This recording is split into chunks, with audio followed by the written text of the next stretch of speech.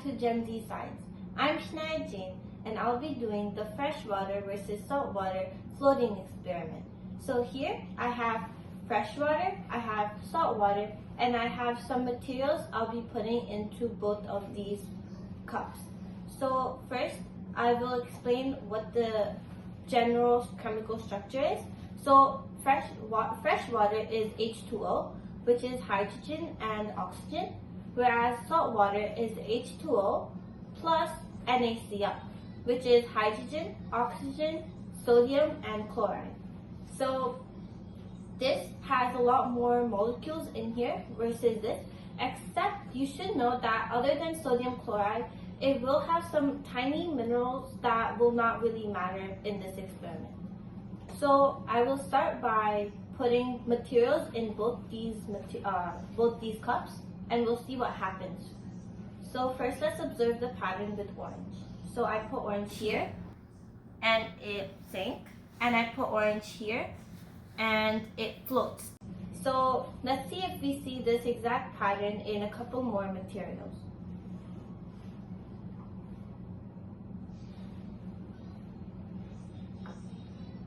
Okay, now I will be putting almonds. So I'll put one almond here and one almond here.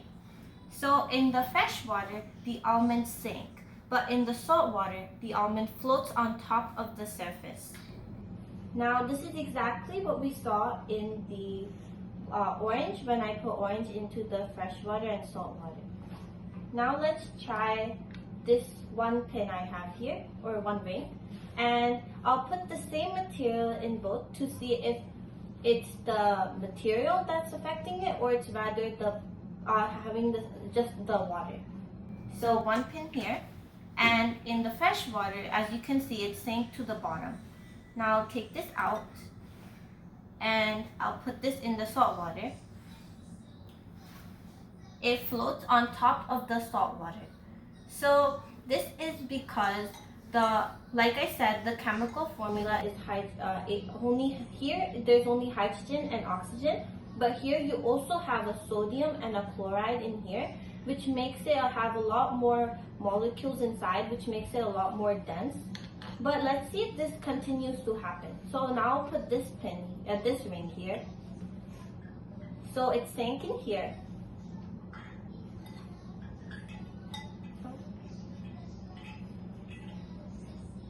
Okay, now I'll put this here, and it floats to the top of the cup again. But does this pattern happen when we use tinier material, like peanuts, for example? So here I have half of one side and half of the other side. I'll put them both into the cup. So same thing happens. It sinks in the fresh water, but it floats in the salt water.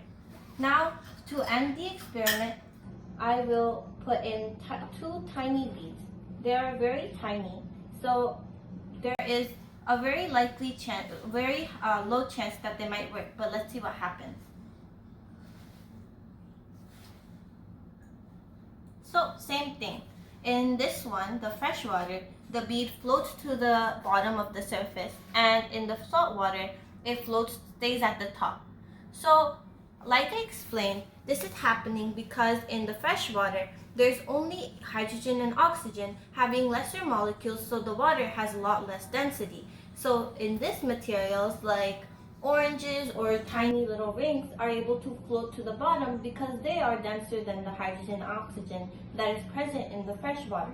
But in salt water, sodium and chloride is also there, and sodium and chloride add to the density of the water, making it a lot more dense, and therefore salt water doesn't let these materials go to the bottom of the cup, and therefore these are the materials are floating on top, like we saw with the orange, the peanut, and the beet.